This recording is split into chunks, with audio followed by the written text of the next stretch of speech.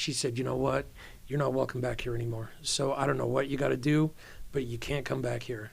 So I burnt bridges with her. I burnt bridges with my mom. I burnt bridges with my siblings. I had nowhere to go, so I was homeless. And when I got released from jail, I called my stepbrother to come and get me. I spent the day with him, was able to shower. And by that night, I got out of jail. I was high again. But at the time, I had convinced myself that because of losing my son, because of my cousin committing suicide, because of all the trauma that I've been through, that it's okay. When no matter what, those things are not okay. No matter what you go through, nobody deserves to be lied to or cheated on or stolen from. None of that. Once I got to the academy, the very first thing, I got there and I sat on the infamous bench that they have. Through time, I started to wake up every day, started to shower, started to shave, started to get familiar with looking at myself in the mirror again, and I started to actually love myself, and I started to listen to the feedback of my peers at TOSA and realized that the person who I thought I was versus the person who I am were not the same person. The number one way you can show someone that you love them is to hold them accountable. As painful and as awkward and as, just like I said in that reel, people need to feel uncomfortable. That is the only way that this problem is going to get fixed. Over this last Christmas, and congratulations, man. It's absolutely awesome. Amazing. And her family and her kids are absolutely amazing. Having a savings account, having a good paying job to where I don't have to live paycheck to paycheck. I learned how to manage my money, hit that goal. I afford to drive my own vehicle. It's a newer vehicle. That's a huge stepping stone for me. And the final stepping stone is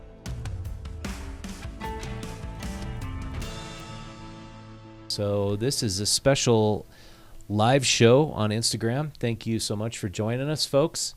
This is going to be a really awesome program. I have with me Bryan Billmeyer.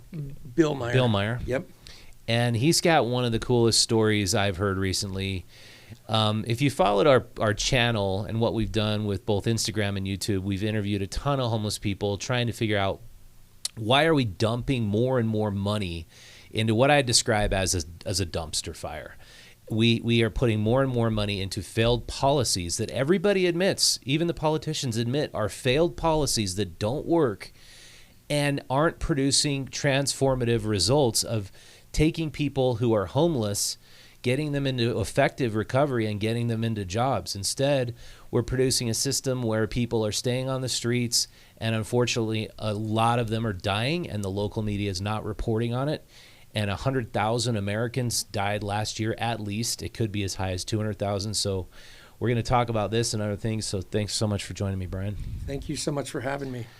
So you, contrary to the trend I just talked about, you didn't stay out on the streets. You found recovery. You found hope and dreams again. Mm-hmm. Can you describe, let's go back to the beginning and have you describe how was it you became addicted to opioids in the first place? Okay. I noticed from a very early age, I was about, I think I was in 9th grade, I had a surgery on my tailbone, and I noticed that with that surgery, there were some pain pills that I got prescribed, and I noticed that one made me feel really, really good, so then I started thinking, I wonder how two is going to make me feel. And at the time, my mom was going through a divorce with my dad, and things were a little rocky there. And so I started to learn how to manipulate. My mom, I would get my medicine from her, and then I could manipulate my grandma into giving me a little bit more. So therefore, I was kind of doubling up on the dose. At the time, I liked how it made me feel. Can I pause you? What age was this? I was ninth grade, maybe 10th, right in there. Like 14? 14, 15, about 14, 15. Okay. And so after that, it didn't get really crazy or anything. Once the prescription was done, I was just done, and I went about my life. And um, like I said, my mom and dad got divorced, and my mom trying to raise 4 kids. Me and my older brother were knuckleheads, to say the least. We were breaking into churches just so we could play basketball with our friends. But we got in trouble. We would go cruising the Vard up in Weber County, and Cruising the what? the Vard.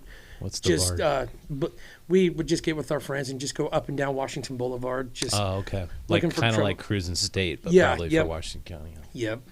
And so we just did that and kind of were out all night. And when I was about 16, I started to drink and got into drinking. That was on the weekends, and then that just kind of morphed into every day. And every time I was out with my friends, I was drinking. Can I ask you, were you raised LDS? Yes. Okay. Yeah. So when your parents got divorced, did the LDS habits go by the wayside, or the church going, or did that have any impact on?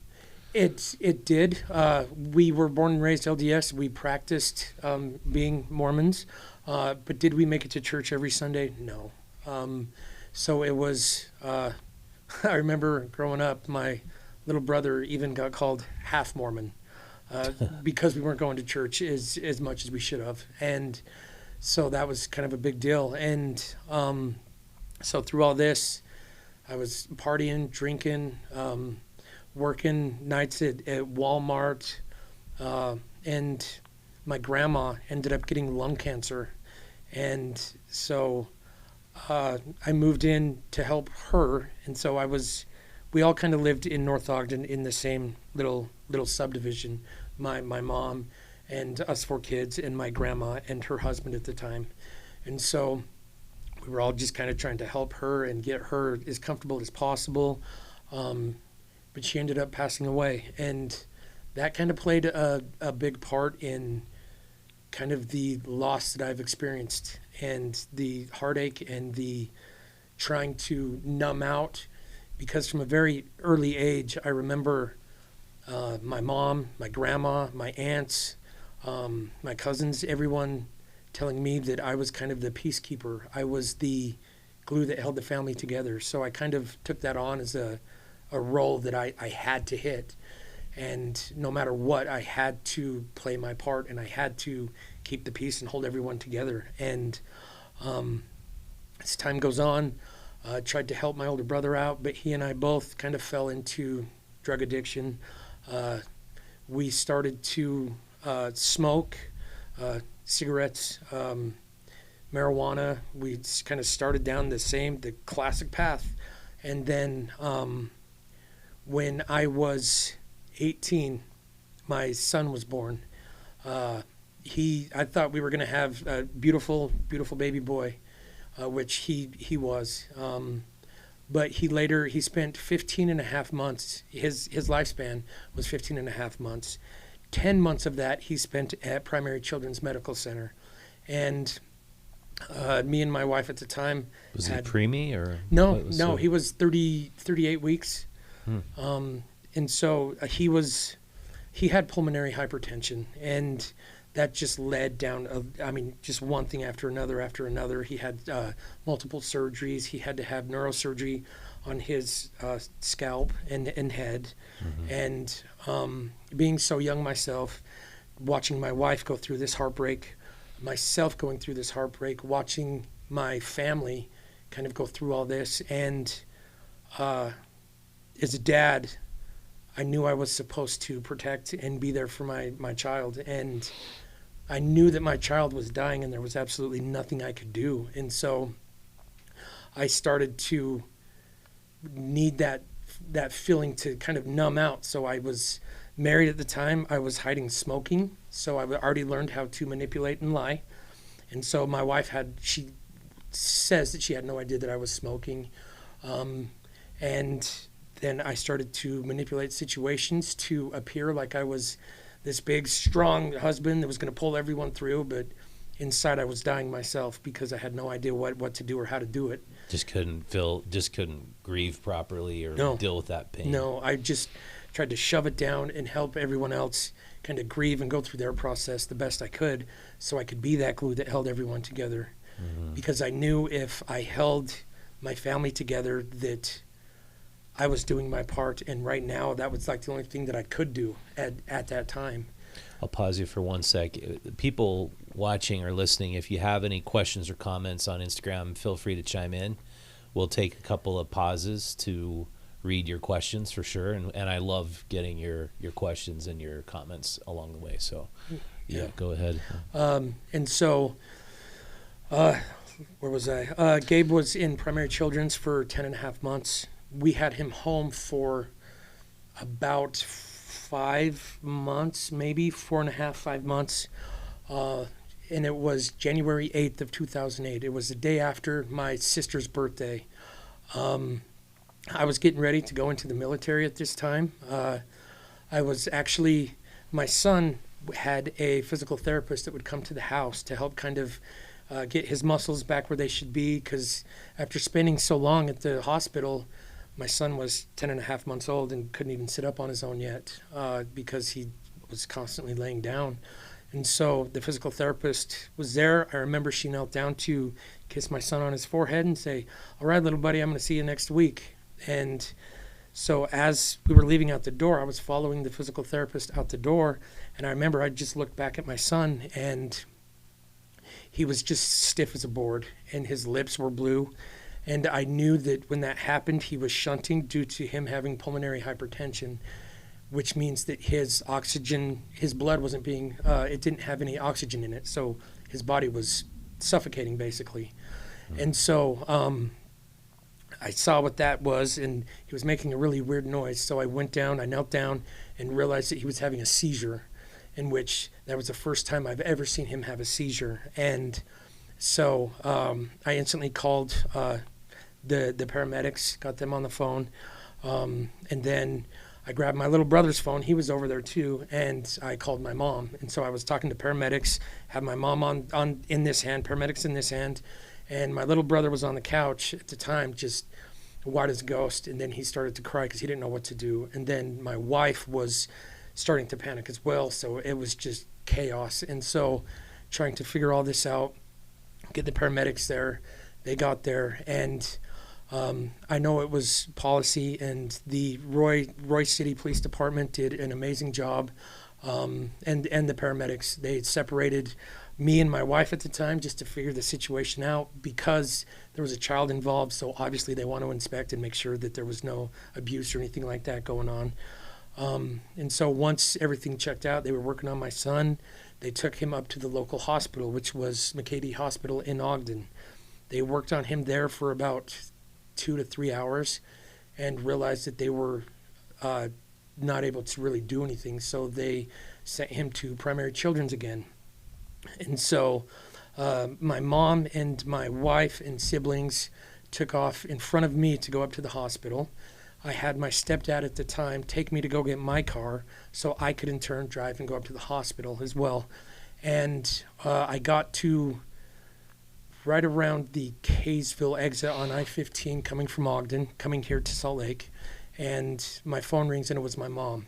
And she told me that she asked me where I was, and I told her on the freeway I'm going to get there as fast as I can. And she told me to that she loved me and be safe, and I will never forget the calmness in her voice.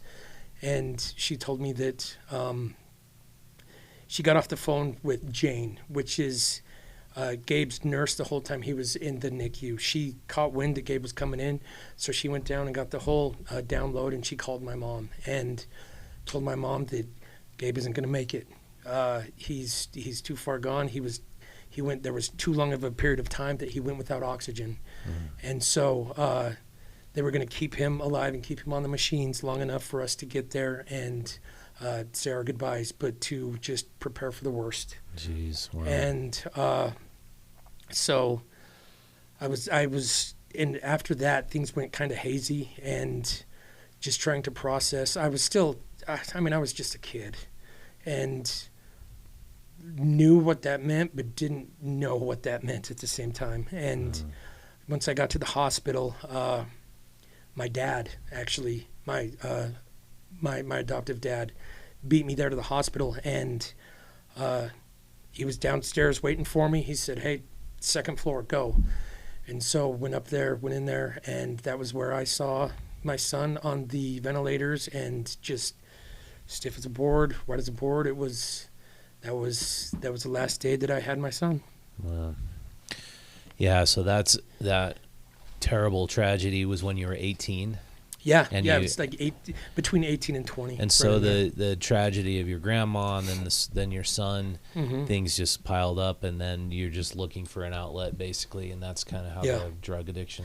Yeah, that's where it really started to tailspin, and then from there, I was trying just to keep my marriage intact, not really knowing how to do that or what to do. I mean, it was maybe a month and a half before me and my wife could even take the car seat out of the back of the car after my son had passed away. And so once we did that, I still was trying to help kind of pull my family through all this, and had this almost kind of a mental break inside that I knew I couldn't let anyone see. And I knew I just had to pull everyone through. I could deal with my stuff later, but right now I need to be the glue that holds my family together. And I started to, my brother actually had, I want to say it was Seroquel that I started taking just so I could sleep, because I could still hear like the machines and chaos. And so I started with the Seroquel, and then it slowly just ramped up from there. And in this time period, I actually had kidney stones one time and went to the hospital, got opiates, and realized opiates work 10 times better than Seroquel ever did. And then I started to really analyze. Was it oxycodone or? Yeah, there was oxycodone, there was Lortabs, there was tramadol. Pretty much whatever opiate I could get my hands on, I was satisfied with at that time. But it very first started out, I caught on to ways to manipulate to make it look like I had kidney stones, even though I didn't.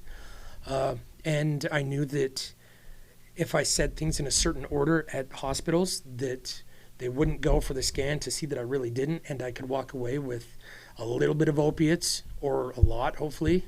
And so that's what I started doing. I started to right back in that cycle and manipulate and lie and cheat. And then and this was 2008, 9? This was between 2008 and 2019, like that whole period of time. So by that time there were safeguards in the system to try to prevent people from doing that, but you and a lot of other people learned how to manipulate that system and beat the safeguards. Yeah, I realized that there were just like different ways in that addict brain. Once you start getting in this mindset, you can figure things out, and you're not going to rest or sleep or stop, or you're not going to let anything stand in your way. And I didn't. I would bounce from hospital to hospital, from city to city.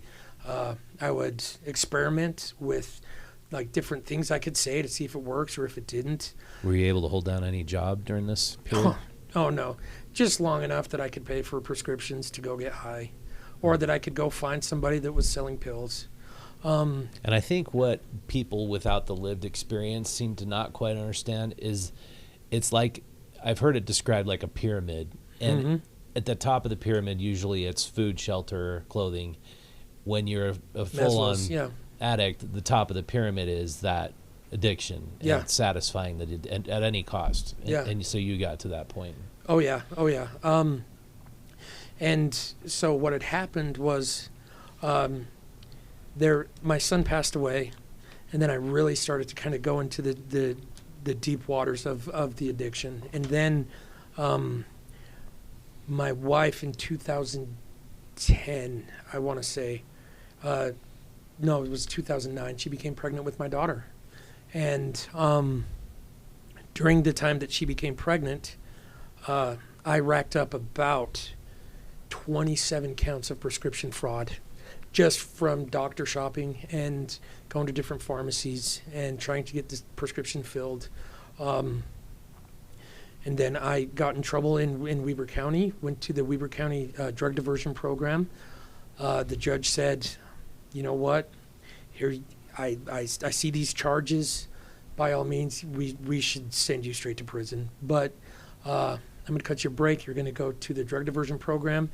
I believe it was 15 months, maybe 18. Can't quite remember. And describe drug diversion.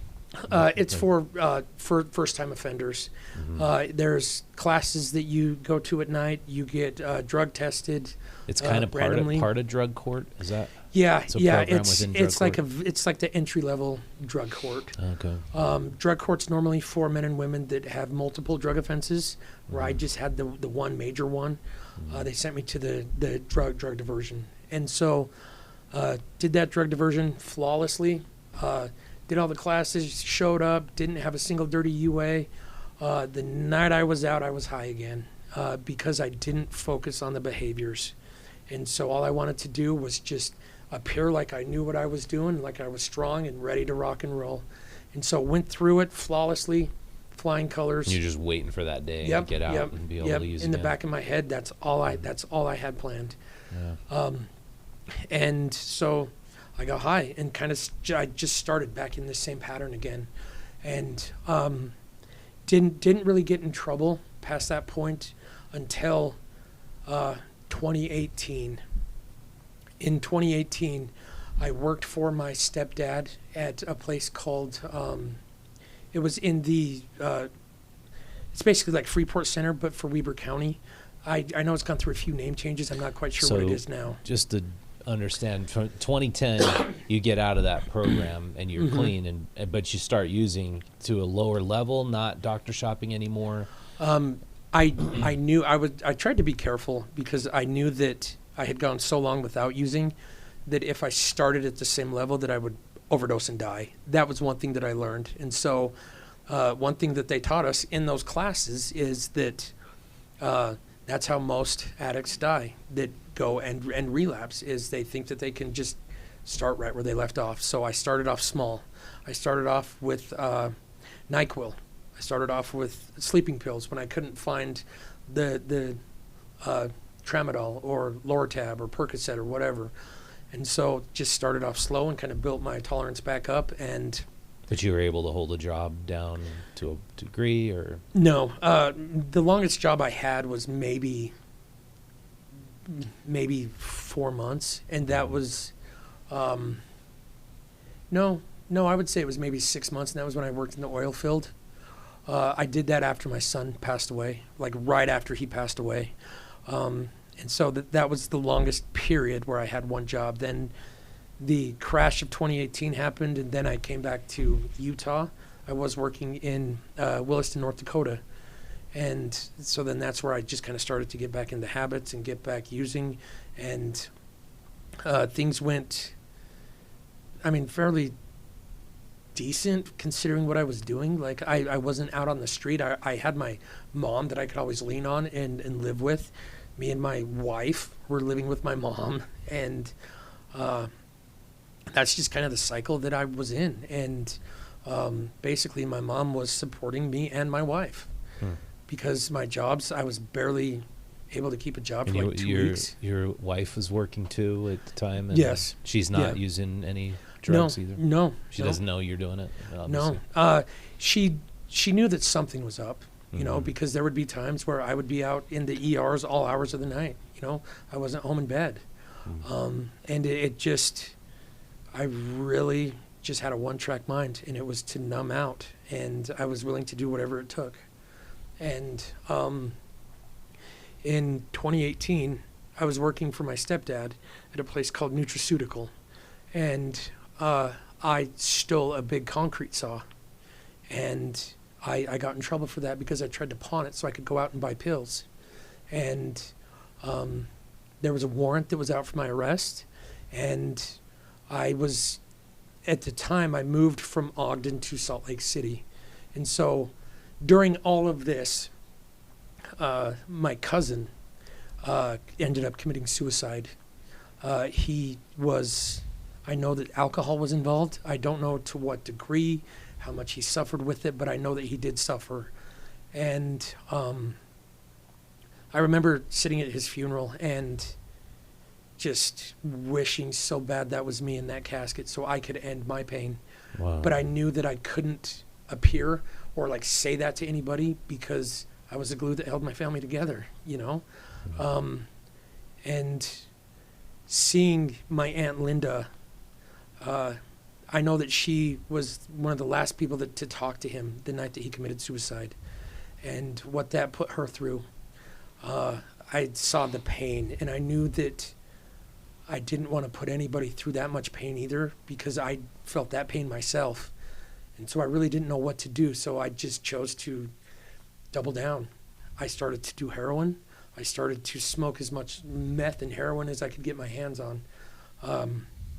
Lying, cheating, stealing money, whatever it took from whoever it took. It didn't matter. And so that happened in August of 2018, July or August. Fast forward to December, I decided to go turn myself into Weber County Sheriff's Department and go to and enter myself into jail up there because I knew I had a warrant and I knew I didn't have money to pay. I had no idea what got into me because who in their right mind volunteers to go to jail? That's an incredible decision because it's like when you are in that mindset, normally your one track mind is get high and don't get caught.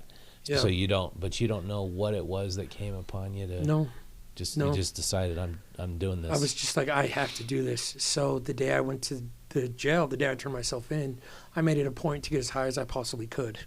And so like one last hurrah. And so that's what I did. And I went to jail for 45 days, roughly. And then during that time, the girlfriend I was living with, she got wise. She said, you know what? You're not welcome back here anymore. So I don't know what you got to do, but you can't come back here. So I burnt bridges with her. I burnt bridges with my mom. I burnt bridges with my siblings.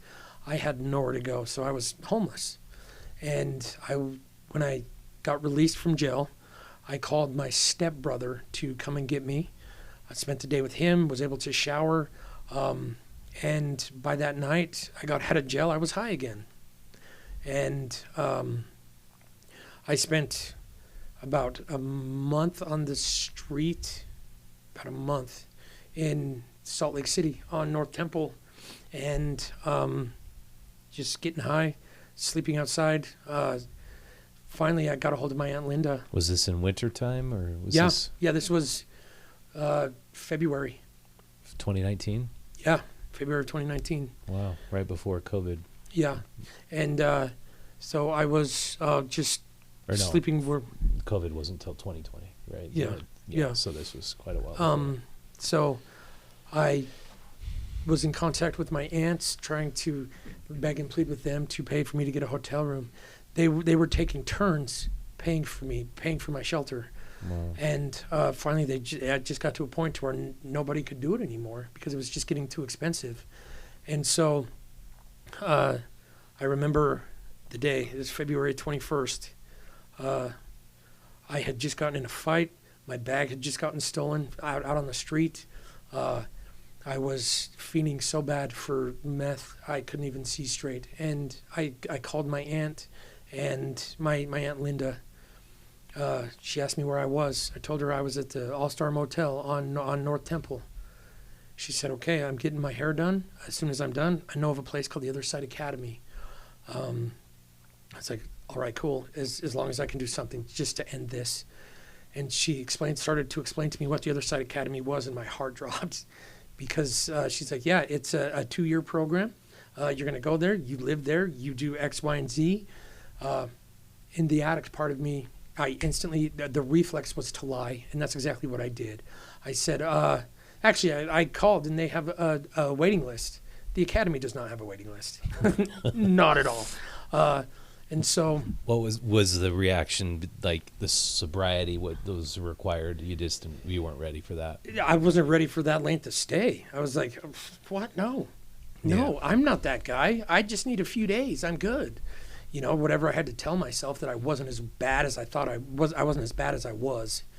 And so she's like, you know what? All right, that's fine. Let's just go there anyway and see. She saw right through it, and so she made it from Tooele out to me on North Temple in like record time. Like, it's like I maybe waited 20, 30 minutes and she was there, you know.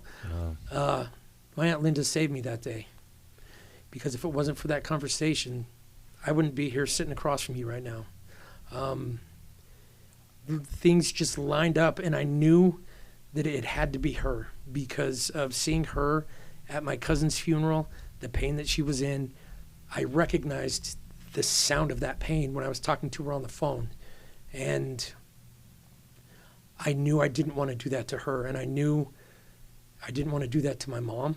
I didn't want to do that to my siblings. And did you have a daughter at this point too? Yes, and I did not want to do that to her. Mm-hmm. At this point, I had pretty much lost and just gave up all contact with my daughter because I knew that I was not the guy for her. My ex-wife has since remarried. And at the time, I absolutely despised the guy that she remarried. But now I absolutely love him. He is so great for Peyton. You know, he is, that's my daughter's name. Mm-hmm. There's nobody I would have rather picked to be there for my daughter when I can't be than him. That's awesome, you know? To have that mindset now. Yeah. Took a lot of time. Yeah. But yeah. And so you had pretty quick buy-in to the program once you were there, or did it take quite a bit of time before you were feeling like you could do this whole 2.5-year program? My buy-in didn't happen immediately. It didn't. Once I got to the academy, the very first thing, I got there and I sat on the infamous bench that they have. I was on that bench for about a total of pretty much all of February 21st, and then about half of February 22nd, because I lied when I was on that bench. One of the staff members there asked me if I was high, which I totally was, and I told her no. And so that they saw right through that, so they just left me on that bench till I was able to stop lying and actually realize where I was at and what I was doing. And so that next day, I had both of my interviews with Dave himself and two of the older students.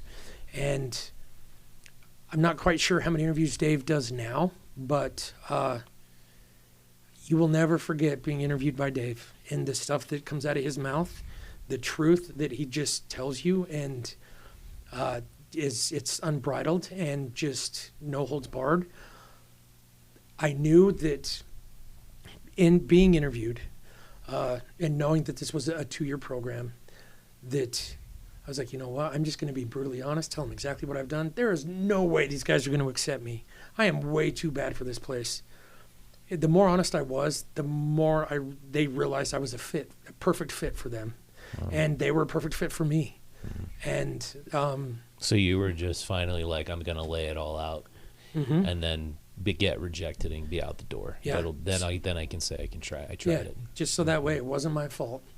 But I will never forget, after the first interview that I had, my aunt came out of Dave's office, came to me after talking with Dave. She looked at me. She stood me up from the bench with tears in her eyes. She told me, "You've got to do this, baby. You have to do this." And I just told her, "All right, let's do it." You finally break down, tell the complete truth to Dave and the other staff members about your story, where you've come from, and their response to you is pretty surprising. Yeah, it was sweet. Okay, you're accepted. You start now. And so they took me up. I got showered, got dressed out, got a haircut, and an actual haircut at the academy. There's also a verbal haircut, but I got a physical haircut. And then I joined the freshman class right then and there, and I started my stay. And through my stay, my biggest issue was lying and manipulating and telling people what I thought they wanted to hear. And I got feedback for that well into my second year, pretty much, for that. And at the time, Because it was just a behavioral pattern you couldn't get Yeah. out of, or Yeah. do you think you were intentionally being deceitful? Like, was it surface level? Like, I'm gonna pull one over on these guys or this guy, or was it more like just a habit? it was a habit that I kept choosing to not work on, because I knew that if I chose to work on it, that I still wasn't ready to come to terms with who I actually was. I had told myself for so long that, I'm the glue that holds my family together. I'm strong. I'm stoic. I'm this. I'm that. When I was afraid, I was scared. I was emotional. I was not anywhere where I could help anybody, because I couldn't even help myself. And I couldn't even look in the mirror to, like, as I would pass mirrors, I couldn't look at myself in mirrors. And every day at the academy, they have you look in the mirror and shave. And I've never been told the reason why, but I am a firm believer. The reason why is so you can start to get familiar with yourself again, and start to love yourself and look at yourself in the mirror every day and realize that you're doing something that not very many people do, and that's embark on whole person change. And so through time, I started to wake up every day, started to shower, started to shave, started to get familiar with looking at myself in the mirror again. And I started to actually love myself. And I started to listen to the feedback of my peers at TOSA and realize that the person who I thought I was versus the person who I am were not the same person. And I didn't want to live like that anymore, because Can you describe that in more detail? The person who you thought you were and the person you are yes, were not the same. How were those out of alignment? at the time, I didn't think I was really that bad of an addict. I didn't think I was that bad of a liar. I didn't think I was that bad of a manipulator. I thought I was special, and the fact is, I chose to lie. I chose to do drugs. I chose to put my daughter on a back burner so I could go out and get high. I chose to steal from my mom. I chose to steal from my siblings. I chose to lie to my aunts, but at the time, I had convinced myself that because of losing my son, because of my cousin committing suicide, because of all the trauma that I've been through, that it's okay. When no matter what, those things are not okay. No matter what you go through, nobody deserves to be lied to or cheated on or stolen from. None of that. One thing I've heard on the street interviewing folks is that they are self-medicating, Mm-hmm. that they are they're medicating for ADHD, for example, using meth because they can't get Adderall, Mm-hmm. or they're sick and the drugs are making them well. Did you have that mindset at all, like when you were using? I convinced myself that the drugs were making me they were allowing me to make it through the day. I didn't realize that under the surface that cancer was just building and building and building. So on the surface, that's a really great excuse, to say, yeah, I'm self-medicating because they're making me well.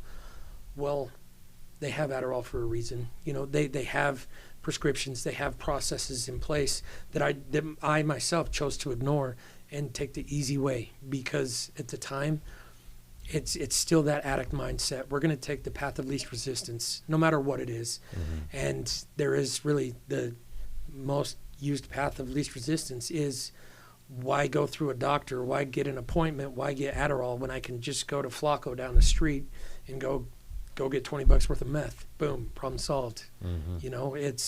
There's a lot that kind of goes into it, but on the surface, makes sense. Yeah. And so to switch gears a little bit, So when you look at this epidemic we're faced with in this country, I mean, you take your story, you multiply it by probably 1 million. I mean, if you take a look at all the people who are addicts right now and who are close to being, overdosing, I mean, it might even be more than that. It could be as high as like 10 million. People are struggling with this. What is it that you think, if you look at the bigger picture, why are so many people so drawn to these opioids and to meth and drugs? Are we just as a society not able to cope or deal with trauma and pain very well? I think that as a society, we are predisposed to, we don't want to solve the real problem. We want to feel good that we helped. And what better way to feel good to help somebody than to convince yourself that, all right, you know what, I'm just going to give this guy some money just to get him out of my hair. I know he's going to go buy drugs with it. When in fact, the number one way you can show someone that you love them is to hold them accountable. As painful and as awkward and as, I mean, just like I said in that reel, people need to feel uncomfortable. That is the only way that this problem is going to get fixed. I'm a firm believer. When people are comfortable, people are lazy. When people are lazy, they're not going to want to change. Why change when you're comfortable? And for addicts, the worst thing they can do is be comfortable. The worst thing that any addict can do. Well, and it's like I'm going to talk about this book in greater detail, but it's a book called Dreamland by Sam Quinones, and it goes into the opioid epidemic and how the pain became the fifth vital sign. You have your 4 regular vital signs, and it was accepted like in the late 90s, and it actually, one of the first places it was accepted was Utah, is that pain should be treated like a vital sign. If you're in a lot of pain, we should treat that, make sure we're getting the right treatment to these people. And then as a result, the pendulum swung really far. Like, let's not have anybody suffer from any pain ever. And let's medicate everybody who says they're suffering with pain with this hardcore, opioids. And obviously Big Pharma was pushing that. And then the result is you have a whole new breed of folks who have basically band-aided their pain using opioids, and they're stuck on the street, and they want to blame somebody else for that now. And partially, of course, it is the big pharma industry and doctors to blame, but it's like, do you feel like we have to suffer that pain at periods in our life and just deal with it and work through it? 100%. I know that, like, if I hadn't felt the pain that I have felt through losing my cousin, losing my son, and while I was at the academy, my dad chose to commit suicide. That was at my 2-year mark. So on the day that I spent, that was actually my 1-year mark. So on my 1-year anniversary at the Other Side Academy, I was actually at my dad's funeral. Jeez. People are so afraid of pain that they would rather die than feel the pain. And looking back now, I see that pain molds people into who they are, and you have a choice. If you choose to go through this pain, how are you going to come out on the other side? Literally. You can either choose to hide from it or see if you can actually live through it and prove to yourself that you can do hard things. You can survive if you choose to. And if I can do it, anybody can. No matter what you are faced with, there is light at the end of the tunnel. You just have to be willing to go and find it yourself. And at the end of it, be willing to be uncomfortable through this journey. It's the only way this journey will ever work. Yeah, I agree with you. And I think your sentiment that people would rather die than feel pain. Yeah. I mean, I look at another kind of disturbing trend, and it's hard to bring this up because a lot of these people are my friends, and I'm I respect them and I'm friends with them. A lot of people are choosing not to have kids because they're afraid of the pain that's associated with having kids. We chose 5 years ago to adopt kids, or that we were going to get on the path of adoption. We finally Yep. adopted just last July.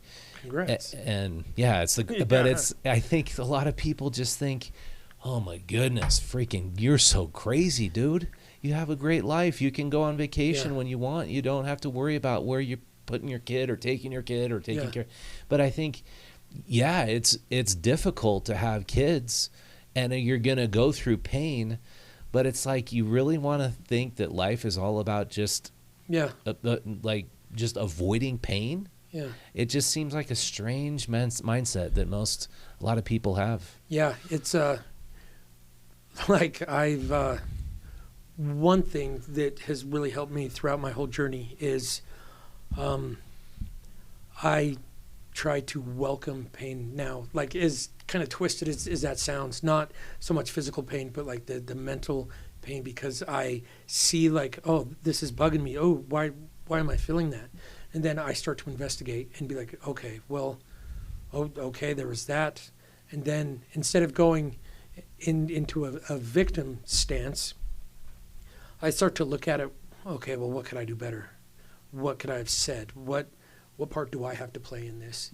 People choose to hide and be victims instead of realizing that, oh, you know what? Maybe I could have done better there. Maybe I should have said this differently. Maybe that was my fault that happened. And that reflection, I mean, I've learned about the brain functioning, that the front of your brain is your prefrontal cortex, and it's where you have that ability to reason out and kind of observe and reflect on your own behavior.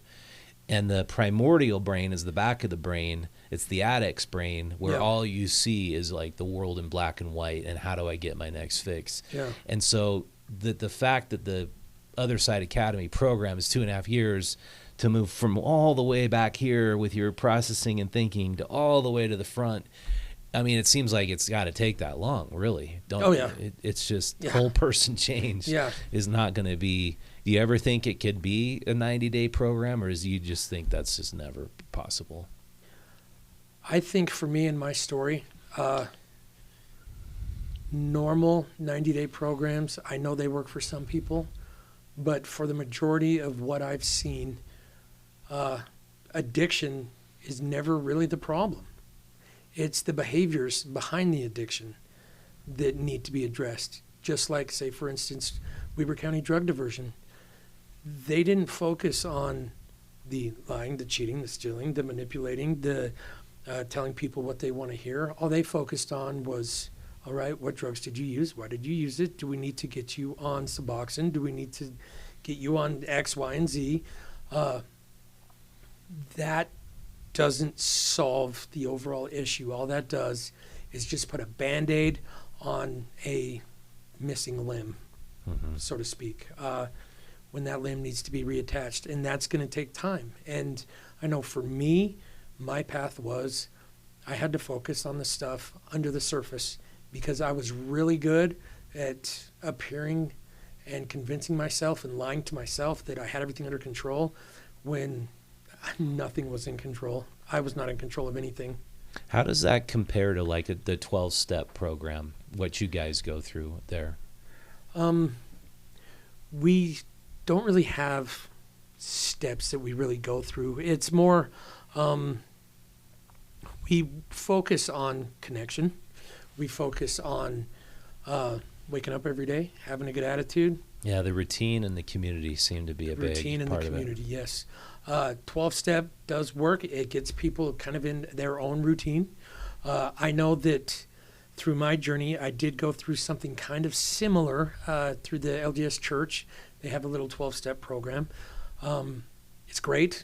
It probably works for some people, but also 9 times out of 10, people need to hear the uncomfortable truth. And I know sometimes at some 12-step programs, like I said, I love them to death, but they tend to shift focus on accountability sometimes. And I know that 100% of the time, accountability, addicts need to be held accountable. No matter how awkward it feels, no matter how hard a conversation is, you need to tell addicts who they are and remind them when they decide to lie to themselves, just like I did.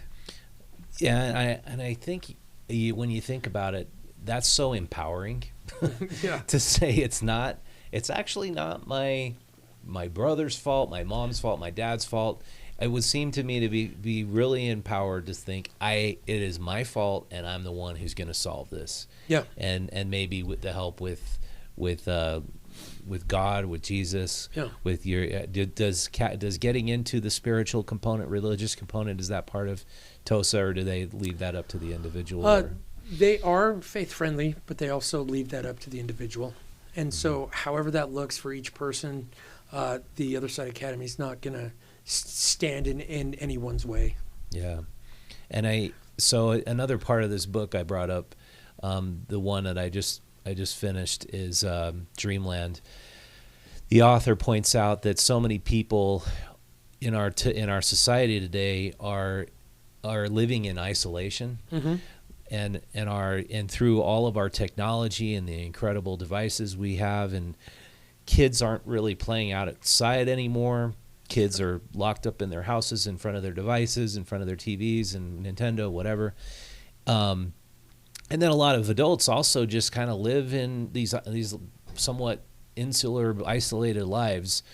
Do you think that makes our society much more conducive to seek outlets like painkillers and drugs to deal with trauma and hardship? I know that it's twice as hard to what the academy has something they call hold your own counsel. That's where you can isolate and you can tell yourself whatever you need to not feel any emotion. Just like I would hold my own counsel to tell myself, oh, I'm not nearly as bad as I thought. That person's just being a dick, or that person's just being whatever. When the fact is that it's a lot harder and super uncomfortable to have somebody say, you know what? The way you acted really kind of sucked, man. Like, you shouldn't have done that. But it's much easier to just tell yourself that you're not to blame, that you're the victim, you're this, you're that. It's a lot easier to do that when you're alone than it is when you're sitting across a table from somebody and they're pointing these things out that they see. Because sometimes, well, every time, we all need to give each other feedback, however that looks, and share our perspectives. Does that make it like if you're sitting around the dinner table at TOSA and new recruits, or who Mm-hmm. maybe are just like keeping up the stoic firm front, but they're pissed? Do you try to like get that out of them? Like, what's up with you right now, man? And do you try to break them down a little bit to get them to at the academy? They also have a rule that you have to have at least 1 year under your belt to be able to have that kind of mentoring conversation with the younger students. But they welcome that. They want that. They thrive on that. And so does the village as well.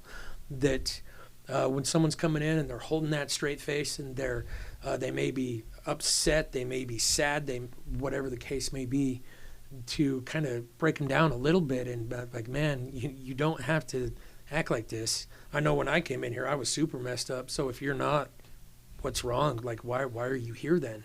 Mm-hmm. Because it's kind of hard to go to the academy and actually not have anything wrong with you, because you ended up there for a reason, Mm-hmm. because you need the help. And so however that looks, you're going to have heartbreak. You're going to be upset. You have emotions. You're human. One thing at the academy is you learn how to hold boundaries. I know the first few times I was held accountable, or I swore on a move and someone told me to have a better attitude, or whatever the case may be, I was pissed. I was upset. How dare they talk to me? Like, no way, no one's going to tell me what to do. I'm an adult. And I would hold that in and act like I'm not upset, when deep down, yeah, I am. Mm-hmm. So if I felt that way, I definitely know that other people do. Yeah. And the model that I think is so powerful, which I really wonder why our government programs don't adopt the model, is the peer-to-peer community support. Yeah. And I think to a degree they're getting that, but we rely so much on caseworkers, and these caseworkers, have a psych degree. they're not equipped to deal with people who Yeah. have been manipulators and deceivers their whole lives, or might have psychological disorders. And maybe you haven't looked into some of these permanent supportive housing models that are failing, but do you have any sense of why the government programs don't want to adopt the Other Side Academy model to their programs? Not really, but the first thing that comes to mind is one of the struggles with that housing first model in the caseworkers. I know some caseworkers, their load is they have like 100, 120 people. That's their caseload, and the turnover rate's so high. Yeah, because you can earn more working at Walmart than being a caseworker. Yeah, and one thing that everybody needs is connection. How are you supposed to sit across from a table and connect with somebody when you have 119 other people that you're supposed to see in the month? And so you're literally just pushing people out the door, bringing people in, pushing them out.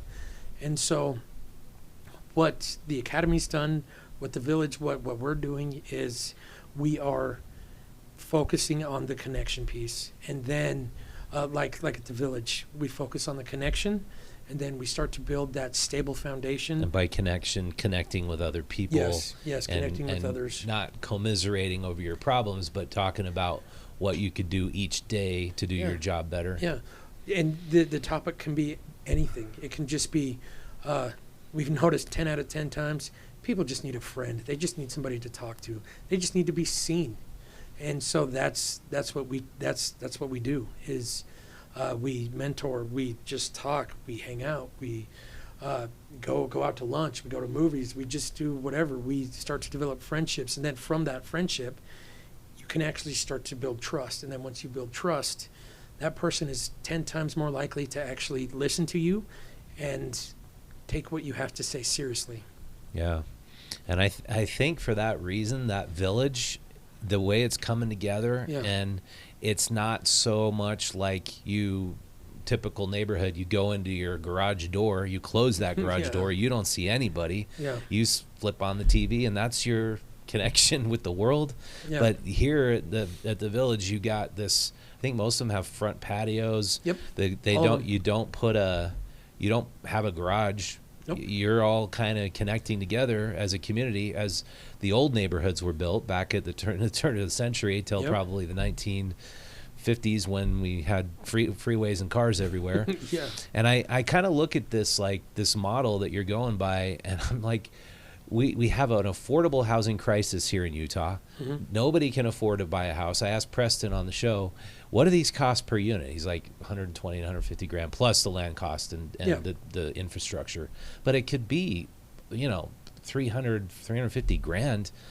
I just wonder, why don't state leaders take that model too, build those all along the Wasatch Front, and offer affordable housing for people who, don't mind parking, or either, in a general parking area or riding a bus or using a bike. Yep, 100%. And I know if it's done right, which we are on, like we're doing our best, and I know that we can do it, that we can help a lot of people. But also, I think if it's done wrong, it will fall flat on its face too. Mm-hmm. So that's why I'm so glad that we have the support of the Other Side Academy. We have graduates working as staff at the Other Side Village. We have Preston Cochran as our CEO. And we have Joseph Grenny is our founder. Yeah. We have the perfect recipe to do nothing but succeed. So. Yeah. And what's it like living there so far? It is. I asked you that already. Yeah, it is pure chaos. It's enjoyable. I love it. It's so busy. It's fun. We connect. There's a lot of work to do. Just like earlier today, we had the Village Prep School, which is the first step of getting to the Village.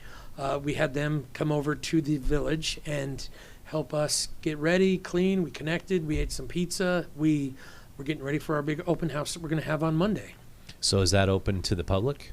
The open house? Mm-hmm. Correct. Oh, wow. Yeah. Yeah, so for people watching or listening, I probably should have explained in greater detail. Off of Indiana Avenue, and is it 14 something south? What? Redwood Road, Indiana Avenue, which is Redwood Road, yeah. I think it's 800. Oh, south. Indiana's the Yeah. east-west. Yep. Yeah, so about 800 south, you turn left onto Indiana Avenue, and it's probably what, like the total expanse of land is 30 acres or something Yeah, like yeah. that? I want to say it's 30 or 33 acre parcel of land right there that we're starting to develop. Yeah. We have 2 neighborhoods going in right now. The first phase, and yeah, we're just plugging right along out there. And it's so cool because it took 4 years of cutting through the red tape. About and that, yeah. Clearing out the soil because it's a former landfill dump. And, it took forever to get the neighborhood to approve it. But if you know the Other Side Academy and the campus that's off of just west of 700 South on 700 East and First South, the campus is immaculate, and the neighbors love you guys. You just improved that neighborhood, and it's just because you have this whole idea that you should own up to not only your own problems and your accountability, but be a great neighbor. Yeah. And the neighbor across the street, Park Lane, they told me how awesome you guys are, and that you always just come over and volunteer services to help the elderly people who live there. And so I just think it's one of the coolest stories in Utah. And we're just happy to be able to cover it and have you guys come on and hopefully inspire more people and make the right change. And so grateful to be here. Yeah. So how can people be a part of the Other Side Village, either to donate money or services or time or whatever? The best thing anybody can do right now, the Other Side Village has a little shop on Redwood Road that we've named the Other Side Donuts. The best way anybody can do anything is go there, buy some donuts, support a great cause. And they're incredible donuts. Yeah. They're just like the most amazing gourmet donuts you've ever had. Yeah. Yeah, well, that's great. Thanks so much for coming on, Bryan. Do we have any questions? No, but I have a question. Okay. So, Bryan, the title of this show is From Homeless to Dreamer. Can you tell us what changed since the Other Side Academy? Yes. What changes? Well, the change actually happened at the Other Side Academy. After the day's over at the Other Side Academy, there's about an hour window where people can just kind of wind down, like at the Beverly is what they call it. That's like the big dorms right next to the academy. So I would sit on the steps with my best friend at the time. His name was Ian, and we would just sit there and we would talk. We would dream about, okay, you know what? When we get out of here, we're going to do X, Y, and Z. We're going to succeed here. We're going to do this. And he and I would talk about working at the village. We would talk about our choices in women that weren't the best at the time and how those were going to change. We would talk about the cars we would drive. We would talk about having money in our bank accounts. And at that time, my goals were, I wanted to find a good, wholesome woman that I knew loved me and that I loved her. And I absolutely crushed that. I just barely got engaged over this last Christmas. And congratulations, yeah, man. It's That's absolutely awesome. amazing. And her family and her kids are absolutely amazing. And Was she affiliated with TOSA at all? she's actually affiliated with the Other Side Village. She is she's the executive assistant at the Other Side Village. When I first started, I walked in, and when I saw her, it was so weird. It was the first time I knew. I was like, oh, yep, I've got a case on her already. This is great. Oh, well. And then I knew that I was going to ask her to marry me. I just didn't know how or when or what that looked like. And Right away. yeah, Wow. 2 years later, here we are. That's awesome. And What's so, her name? Jen Howick.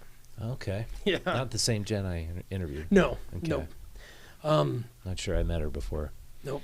And so, had that happen, I reached that goal. And having a savings account, having a good paying job to where I don't have to live paycheck to paycheck.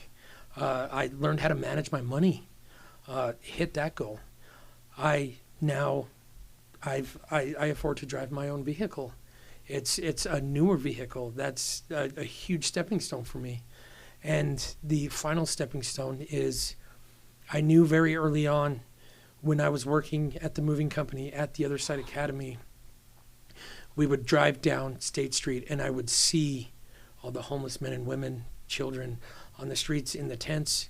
And I would get emotional and my heart would just break. And I knew I wanted to help. I didn't know how or what that looked like or when.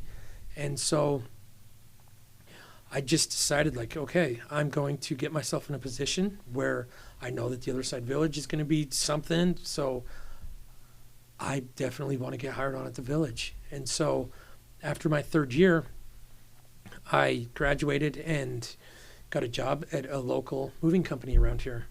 I did that for a while. There were no openings at the Village at the time. And so did that for about 5 to 6 months.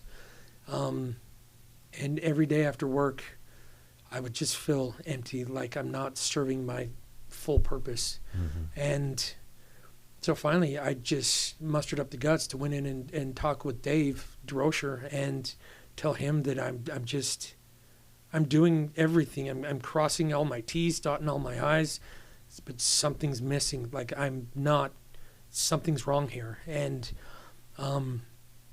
he's like, okay, well, what do you propose we do? Like, what are you thinking? So I went back into his office about 3 different times. We finally decided I was going to leave the local moving company, and I went to work for a local dealership that has ties with the academy as well. And so The Lexus dealership? Yep. Oh, cool. Went there, worked there.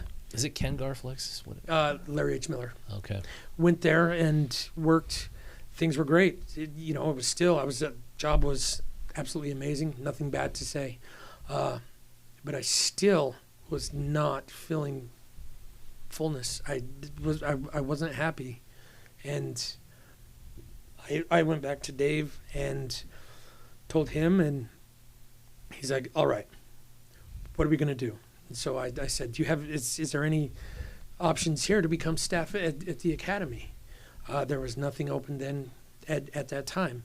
So I said, okay, well, what about the Village? And at the time there was nothing there. But he did say, he's like, you know what? I have lunch with Tim Stay here in a few days. I'm going to go to this lunch, see if we can't make something happen. And I remember it was a Saturday. I was at work, got a phone call. It was Dave. Answered it. He said, hey, I just want you to know, just had lunch with Tim, and we have a solution. Here's what it is. There's a spot open at the Village. Before he could even finish, I was, yes, sure. I didn't even care if it was being a chauffeur, just somehow getting my foot in the door. And so I took it and gave my 2 weeks to Lexus, and the rest is history. Been at the Village ever since. And when I got to the Village, Robbie Myrick, the manager over the Village, he asked me what I wanted to do. And I told him I wanted to be the coach over the coaches or the team lead at the Village. And that finally came true right when we opened the Village. So I'm hitting all these dreams that I had that I thought were literally just pipe dreams at the time. That's awesome, man. Yeah. Well, your story gives a lot of hope. I think it's you go from basically being suicidal, wanting to die, to having all these hopes and aspirations, and to somehow find that pathway to get there. It's really inspiring. Yeah. Thank you. Yeah, way to go, man. Thanks. The only other question I had was, when you see these homeless people on the streets and you see the population keeps growing, and we had a 27% increase in the homeless population last year, and that's across the board, the youth population, the elderly population, the family population. Do you have any kind of message you would tell them to maintain their hope, or to give them direction? Just maybe a kind of a simple message. This is a war. Uh, do not give up. You have to take it serious. Uh, People are dying, and that. Just thinking of that makes me a little emotional. But there is hope at the end of the tunnel. You have to put the work in. You have to do it. Nobody's coming to save you. If you need the Other Side Academy, call them. Go sit on their bench. If you're a single man or woman, call the prep school. Go talk to our recruiters. There is hope at the end of the tunnel, but you're gonna have to put the work in. Don't be afraid. Don't be afraid of the hard work. You have to do it. If you want change, go out and create change. It's not gonna fall in your lap. Nobody else is going to do it for you. Yeah, exactly. I've described it this way. It really does feel like to me there are two ladders. Mm-hmm. And the ladder that a lot of people are faced with, who are the homeless population, is actually a ladder that's going down, where they know that if they stay on the streets longer, they're going to qualify for housing. They're going to qualify for food stamps, benefits, SSI. But that ladder's going down. It's not going up. No. That's the government's ladder. Yeah. Your ladder, it's definitely going up. Yeah. How do you encourage people to get off that ladder where they're waiting for their housing, they're waiting for their Section 8, their benefits, their food stamps, blah, blah, blah, and they move over to your ladder when that ladder is the one they're encouraged to stay on by the government and maybe by family members? Yeah. I know one thing that's helped me is that I can finally sit here and say, I deserve to have good things happen to me. I don't deserve to treat myself like a victim, because I'm not. I never was. I am not a savior by any means, but I deserve to put the work in to have nice things that I've earned. And I know that I can sit here and say the stuff that I've earned actually means something. I know when I had food stamps, that was just a card with money on it that I could go blow through food stamps, because I thought that's all I deserved. And you deserve so much more than to wait on Social Security, than to wait on food stamps. You deserve to work for your food. You deserve to lay your head on a pillow in a bedroom, in a nice warm bed that you've earned, that you can sit there and feel complete at the end of each day. You deserve that. You do not deserve to be in a shelter. If you choose to be, then by all means, but nobody deserves to be there. I think people end up there because they don't know of the resources, or at that time they may be afraid to put the work in, which is fine. Come connect. I would love to connect with people to get them in a spot where they can trust what we say, and the stuff that we say that we believe is, if I can do it, anybody can do it. And there's 6 men and women at the Other Side Village right now that can also attest to that. There are some pretty gnarly stories there, and at the prep school too. Mm-hmm. They're pulling themselves out of this right now, and it's through connection. It's through wanting a better life, not just wanting a life that's going to be given to them. Well said. Yeah, and the other stories are so inspirational as well. Like you mentioned Rob Merrick. His story is incredible. So is Dylan Gibson and Jordan Holdawell. They've been on, and so is Tiffany's. Yeah, her story's amazing. It's been awesome to connect with you guys, because you see so much hopelessness in the homeless arena, and so many people being victimized, which we're going to talk about on our next segment, when it's cold out like it is right now, and people are strung out, addicted to drugs. A story we did 1.5 years ago was a woman who had kids. She just got addicted to pills and then heroin. She was stealing from her parents, so they finally had to kick her out. And she got connected to a pimp who was she was trading sexual favors for drugs. And this was when it was like 8 degrees outside. And then she shows up dead. And the pimp's like, "Yep, well, not my fault." And he carved his name into her arm. remember hearing about that. Yeah. Yeah, it's unbelievable. And the police were like, yeah, he's not a suspect. He's not being charged with anything for her death. And it's so I think the criminal justice system kind of unfortunately dissolves when you get to that really low level where people are in this crazy survival mode and families have given up on their loved ones. And the reason I bring that story up now is I'm going to post a picture of a girl who's missing. Her mother contacted us, and she's tried the police route, and I've shared it with some other homeless advocates I know, and she's pretty desperate because she's come out here. She lives like in back east, but she's come looking for her daughter. They can't find her. She's been missing. And unfortunately, a lot of these bodies get labeled John Doe, Jane Doe after they pass away. And so I'm going to share that picture in our next segment. But it's just terrible. It's just these terrible tragedies unfolding on the streets. And it's heartbreaking. But if they do what you did, man, they think you can, like you said, you can get hope again. Yeah. It's going to take work, but it is possible. Yeah. It's not just going to fall out of the sky and hit you in your face, you know. You have to go searching for it. Yeah. Well, thanks so much for coming on, Bryan. Hey, thank you so much for having me. Yeah, appreciate it. Thanks. All right. And, I probably should mention, I'll plug Utah Stories. If you want to support our content coverage, go out. You can subscribe to Utah Stories for $3 a month or become a member, and we'll send you a membership basically supports our journalism. We'll send you Faces of Utah. It's a Utah local entrepreneur and success guide, leadership guide. You can learn from Kyle Whittingham how to lead men into doing great things, and all these incredible entrepreneurs, all those success stories. We hope to feature TOSA folks actually in our next issue, which would be awesome. So go out and subscribe to the magazine, and also go out to visit the Other Side Academy. Just put it in Google.